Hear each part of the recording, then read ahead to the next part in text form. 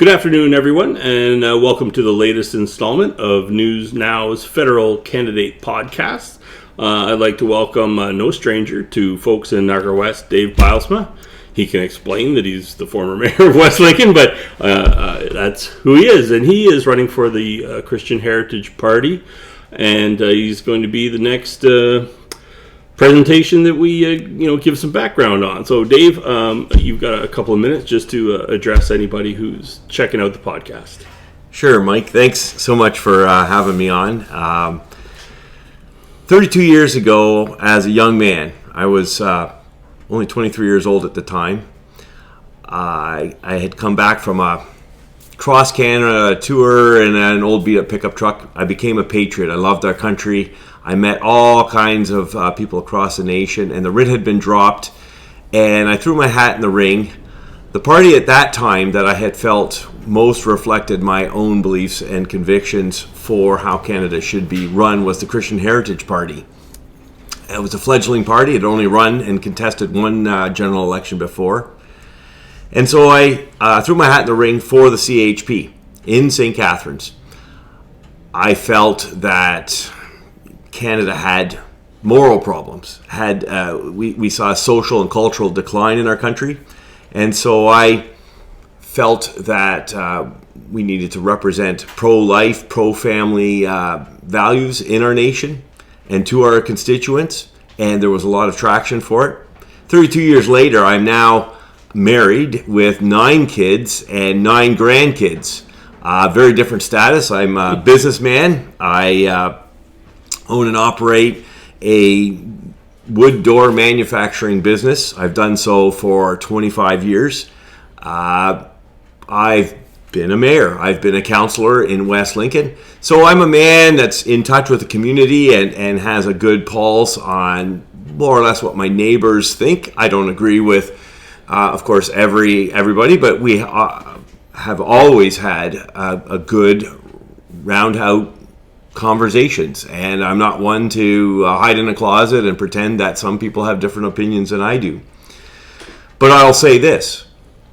After 32 years, I'm still convinced that the CHP has the answers for our culture. I believe that Canada has moral problems, not money problems. I believe that most of the challenges that we face as Canadians today stem from the challenge that we have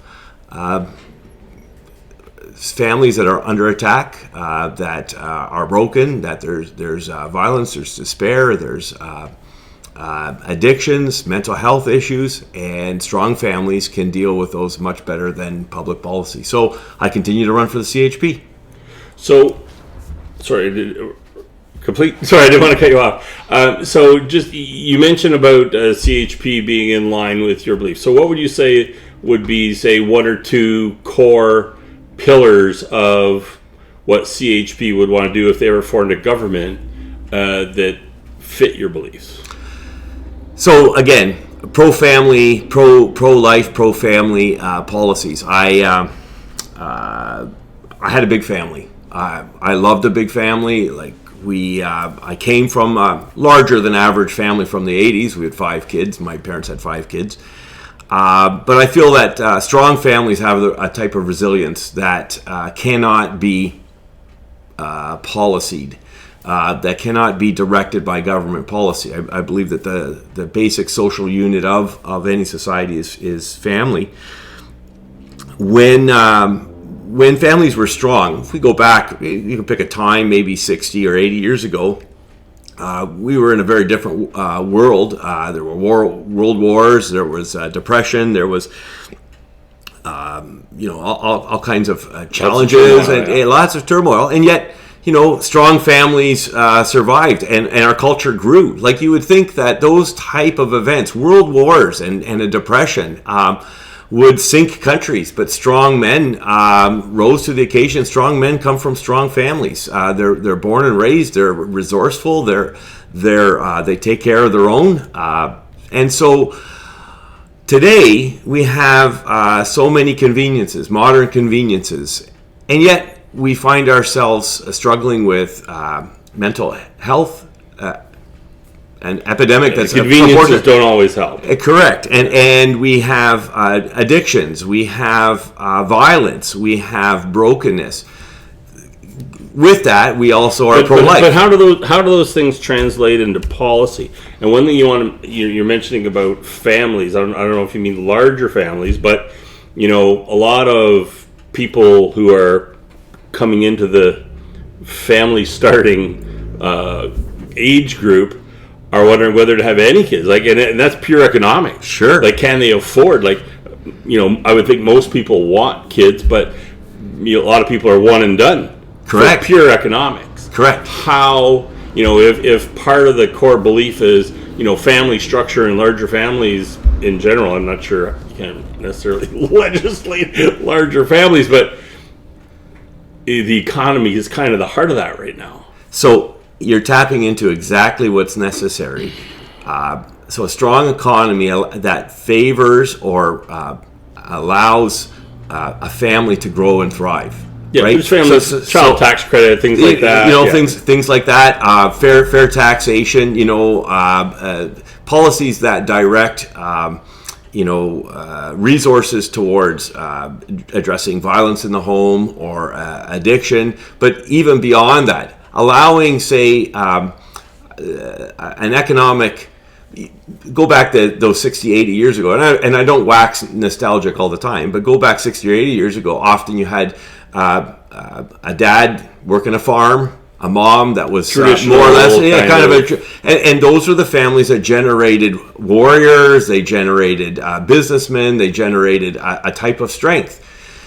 So we know what works in the past. We see the failed progressive policies of the day, social progressive policies, and we're languishing. We can't get. We don't seem to be getting ahead.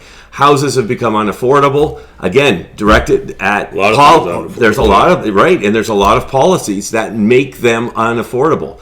I'll say this right now: throwing more fuel into a market that's already where demand is so high only makes it actually higher. If you do the if you work it backwards, throwing more it's almost like you have to pull the plug on that so that affordability, that demand is off. But the demand throws out the supply and demand, and it makes demand higher. It just makes the prices higher, right? And people start to find even more creative ways to get into the market. But those who want to find their way in, it makes it much more difficult if you don't have some kind of skill or resource or asset or something you bring to the table to get into the market. So again, I'll say this: I have 9 kids. 5 of them all purchased homes at the age of 20. They got into the market. You know why? Because as a large family, there's resources within that family. Some of it was financial. My older sons borrowed from their younger sisters who had some cash in hand. But more than that, each one of my sons had trades under their belt. One's a plumber, one does a little electrical, one does, so they were able to buy fixer-uppers and pool their talent on one person's house, blitz it, and get it up to where there was some sweat equity and allowed them to kind of get into the market smoothly. I'm just saying it's an example. I'm not saying everybody has to go do that. I'm just saying that large families have tangible ways to help meet the needs of those within that. And when you have strong families, my kids are now moving up through and they're able to build into a community. They have homes and they have, and they're consumers at the home level, not prior to that. When you're renting, everything's going to the rent and the rent just keeps going up and it becomes a challenge. It's just one example how pro-family policies, say buying a home or utility relief or those kind of things, can generate actually in an investment that's far more reaching, far more substantive than just throwing money at the various symptoms that we see in a society that's languishing. So you mentioned you were past mayor of West Lincoln. We should touch upon some of the potholes that came along for you. I don't. You can describe some of the different situations. We've talked about it before. You sat in that chair before. And we've talked about some of the situations, the St. Catharines meeting, I'll call it. So how would you address concerns of Niagara West residents on some of the stands that you took when you were mayor during the COVID situation? Yeah, so my stands were generally speaking in the realm of supporting small business, family-operated businesses. The rally that you referred to was a small business rally trying to get, the big box stores always remained open, and we were always able to shop there. It seems counterintuitive that if there's a pandemic that we all go to the same feeding troughs, so to speak, and we're herded. So small business was languishing at the time that the rally happened.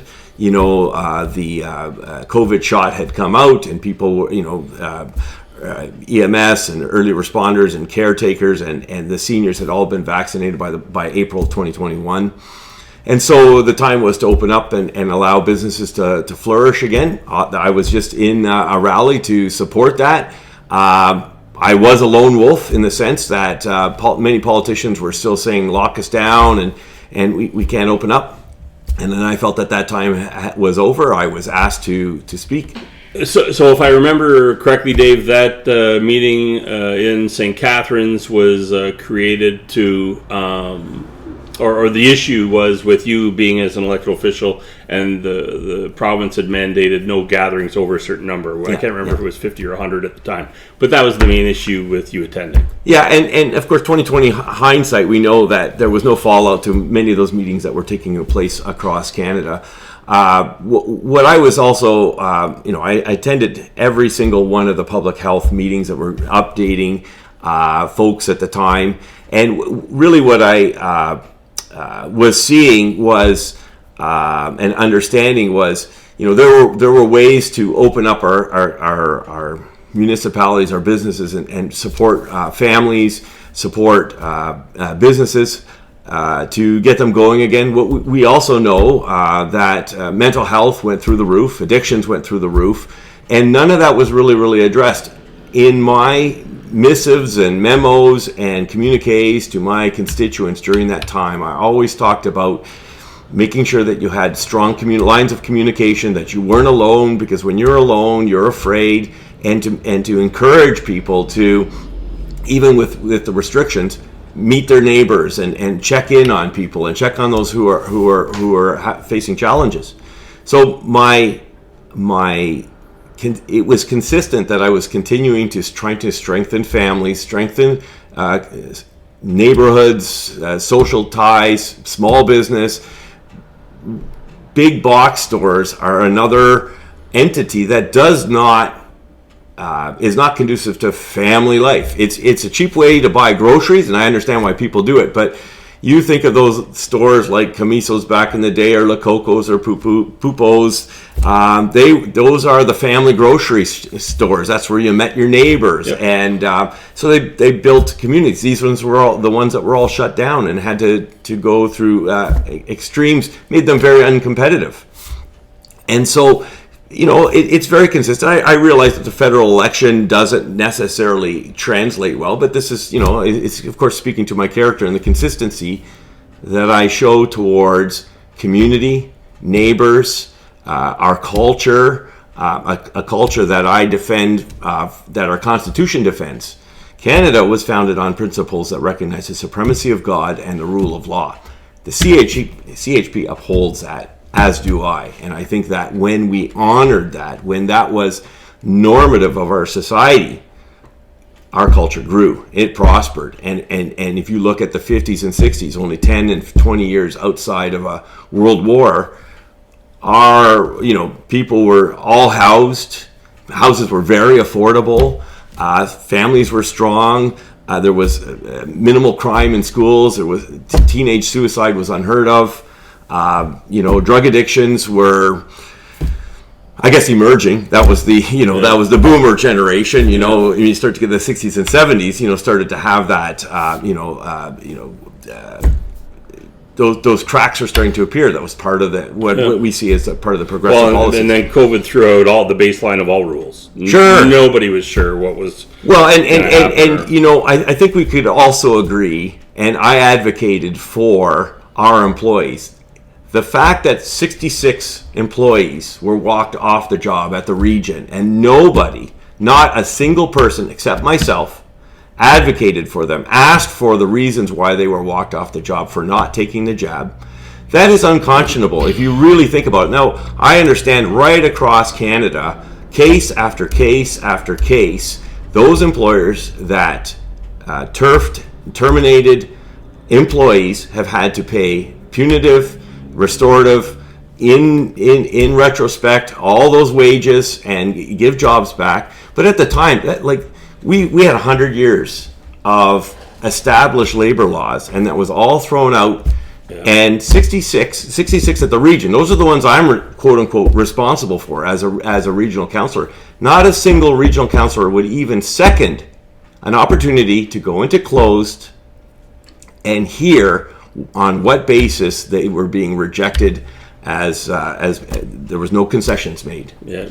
Well, I don't want to go too far down the COVID rabbit hole. Sure. The only thing, like, when you think about that time, and you know, I followed along as maybe more intently than some, but you know, different guidelines, rules, laws, whatever were being created, depending on the circumstance of the time, changing week to week or even day to day at times. If you remember the rates that would come out every day and all the reports that were on Niagara Region Health and all that, but they were creating those guidelines. It was a guess, and you're talking hindsight, like you said. Yeah. But you know, the rules in those cases weren't made to be broken. They were there, you know, because health officials were taking a best guess. So, you know, I guess that's the trade-off, because you're mentioning about following your convictions and being consistent. Yeah. But when your convictions oppose law, that's where. Well, of course, that's where you know as well as people took exception. Sure, but you know what? That is part of democracy too. Like, laws are made, and then there is the counter, the what you would say the counter law, or the protest, right? So you give, like, the Christian Heritage Party has always been pro-life. Now, there are no laws in Canada, you know, regulating abortion or euthanasia. We think that MAID is a ferociously terrible idea. We feel that it's generated. It's being driven by finances, which is not it's not humane. It's just expedient. And so the law, there's laws regarding MAID, but we put forward policies and a counter to those laws, saying we think that Canada is going in the wrong direction. And so whether it's the classic protests, or whether that's letter writing, or whether that's petition, or whether that's running to represent policies and principles that you think are important for your constituents and that you think that there's alignment to, then it's your prerogative and your opportunity to run. So I ran as a mayor because I felt at the time that our you remember that was a community center. That's a bylaw, but I felt that it was ill-informed. There was, many holes in that whole process, and you remember it well. And so I threw my hat in the ring, and you know what? There was traction, and there was a community that was looking to have those holes filled. We filled them. We had to fill them because the building went up. But our whole life is full of either agreement or disagreement. What we have found I don't know what happened, but we've adopted this narrative, and the things that Orwell talked about, an Animal Farm and 1984, that narrative that can't be questioned. That's a puzzle to me in a day and an age where the liberal mindset to have a free and open discussion should be paramount. Just having a frank discussion, asking questions. I got into trouble more often. Discussions in opposition is great, but it's still got to be lawful. So our protests lawful? Right? No, but the COVID one was because the guidelines at the time, and like I said, I don't want to go. I want to get to tariffs and current economic state, sure, and what does CHP have any formal policy on how they would, what their view is of Trump and tariffs and the economy in general? Because maybe try to keep that to 2 minutes because we're running long. Let me just close off. The CHP was my views are consistent with the CHP's views on COVID. But now let's talk about tariffs. Yeah. You know what? About 30, 40 years ago, we went to dollar stores and we bought all these goods, Tupperware, like, plastic implements for our kitchen, and we paid $1 or $2. And also $1. A dollar store used to be $1. I know. Now it's a $4 or $5 store. I know. Anyway. But we had this thing, and we looked over, we turned them all over, made in China, made in China, made in China, made in China, and the whole store was made in China. Yeah. And then we went to Canadian Tire, and we started to see, hey, that Poulan chainsaw that was North American made now all of a sudden seems lighter, and you cut a tree down and the thing is spent. And then you went to was it Makita and Black & Decker and all these brand names that we grew up with that were built up, and they were strong and powerful and they lasted forever.